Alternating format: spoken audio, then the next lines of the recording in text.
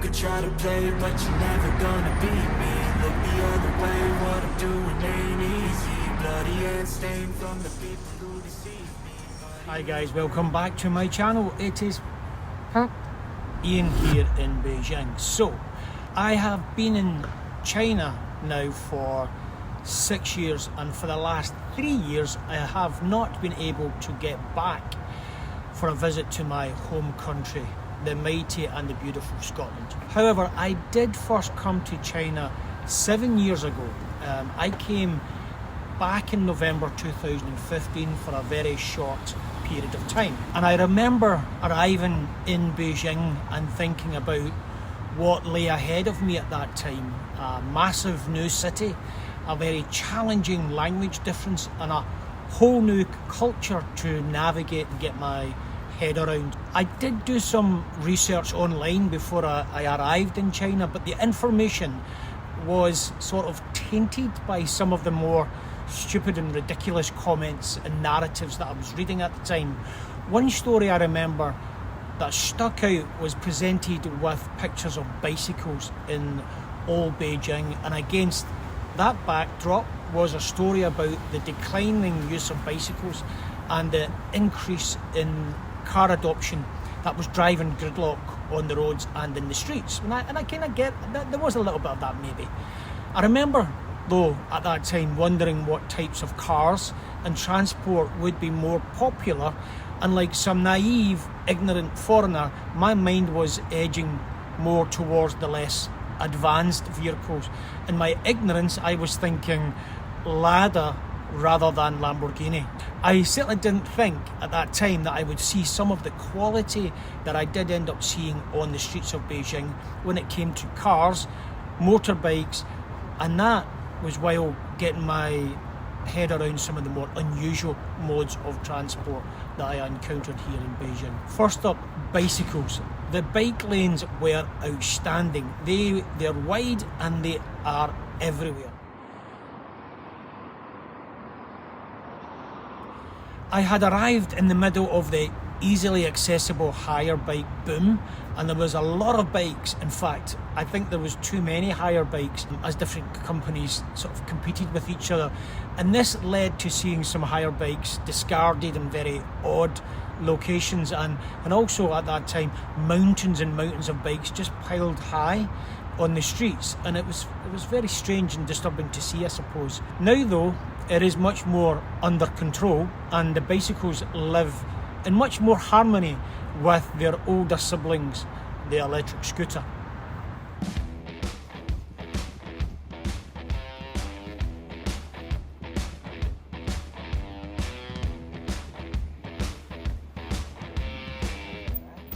Having done the research, I knew that there would be scooters everywhere, and there are.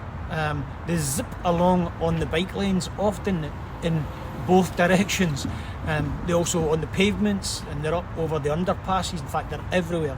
For me, it's cool and fun to see, and it allows the quick delivery of stuff throughout the whole city, and that's a good thing. My one gripe is that they are mostly silent, because they are electric, so they can scare the bejesus out of you when they zip right past you.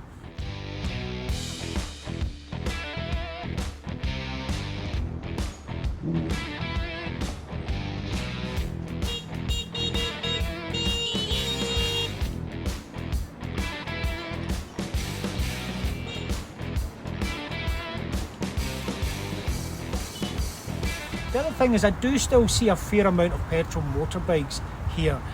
There is a cult following for things like Harley Davidson motorbikes and bikes like that.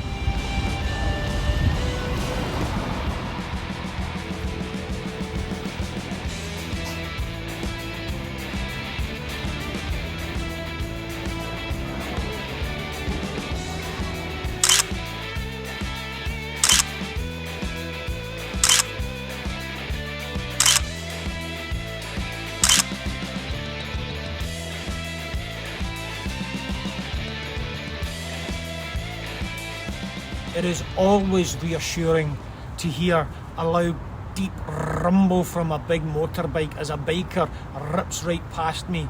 It feels kind of Western, and it reminds me of my trips to America way back in the day.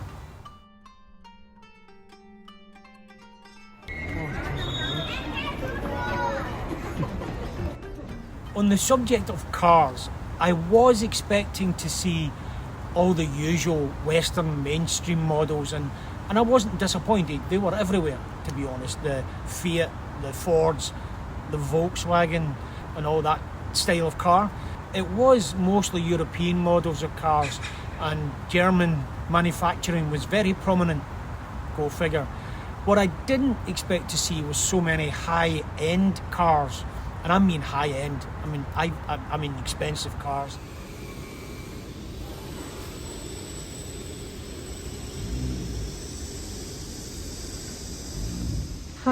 Like I said, they save money. Crazy cars. I thought, given the image the Western media was presenting to me at that time, I thought there would be very few expensive cars in China, but I was very, very wrong. I have seen everything here in China, and although I'm not a big gearhead, a big motor car fan, I can tell you, even I have been blown away by the expensive cars that I've seen here.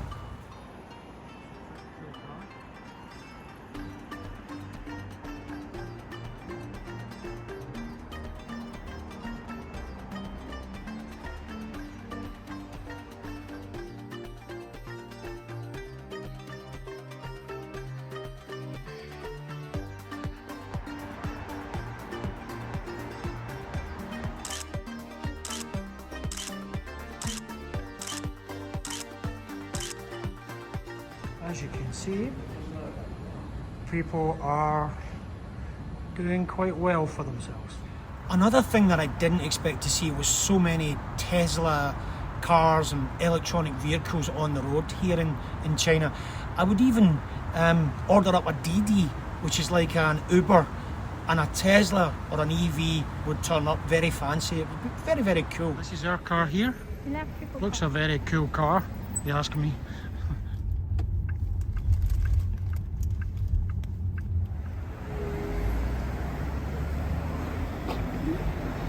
The EV adoption here has been expanding rapidly over the years, and I've been here in China for 6 years and it's just expanded.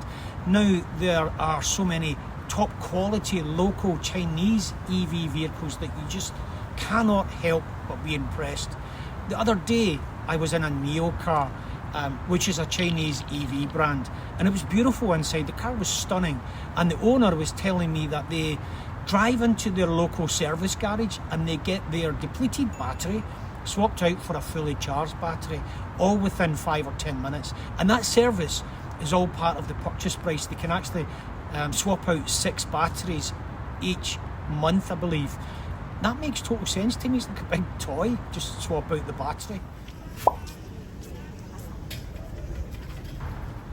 The other thing that I didn't expect to see was so many small cars and three-wheeled vehicles. That type of vehicle was just not on my radar, to be honest. I'd seen a couple of three-wheel cars in the UK, and the famous one being the one used in the TV programme Only Fools and Horses, which is a great TV programme, very funny, recommend it. But I think the UK actually banned them. I'm not sure, but I think the UK banned the three-wheel cars and the small cars. More the pity for the UK, as they're missing out on something which I think adds real character. Because I think the small cars, if I can call them cars, really do add character to the city. You can see different types, old and new, and they are used in so many different ways. I always like seeing this type of vehicle because it is the difference for me being here in China and how I feel compared to maybe cities in the West that don't have that vehicle. I like also seeing how this mode of transport is utilised and adopted. There are so many variants of the small mode of transport, and I don't think I will ever get tired of seeing this style of vehicle because of how they reflect the uniqueness of Beijing, the city.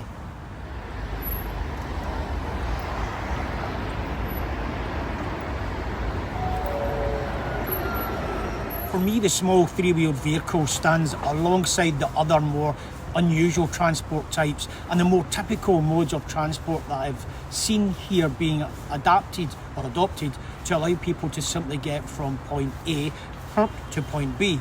I'm not sure how legal some of the transport types are, but I love the ingenuity because it reflects the flexibility and the innovation of the Chinese people, and that image for me pushes back against the nonsense that I see portrayed in the Western media.